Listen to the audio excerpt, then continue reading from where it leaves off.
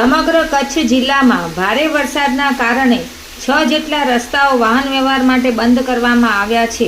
આ રસ્તાઓ ઉપર અવરજવર ન કરવા જાહેર જનતાને કચ્છ જિલ્લા વહીવટી તંત્ર દ્વારા અનુરોધ કરવામાં આવ્યો છે। જેમાં રાપર તાલુકામાં ત્રંબો જેસડા રવ રવેચી રોડ, રાપર તાલુકામાં ભચાઉ રામવાવ રાપર રોડ, સુવઈ ગવરીપર રોડ, ભચાઉ તાલુકામાં વામકા લખાવટ કરમરિયા રોડ, ગાંધીધામ તાલુકામાં સત્તાપર અજાપર મોડવદર મીઠીરોહર રોડ, ભુજ તાલુકામાં તુગાજુણા રોડ। ભારે વરસાદની પરિસ્થિતિમાં કચ્છ જિલ્લા વહીવટીતંત્ર દ્વારા સમયાંતરે આપવામાં આવતી સૂચનાઓનું પાલન કરવા તેમજ ભયજનક નદી નાળા તેમજ નીચાણવાળા વિસ્તારમાં ન જવા અનુરોધ કરવામાં આવ્યો છે।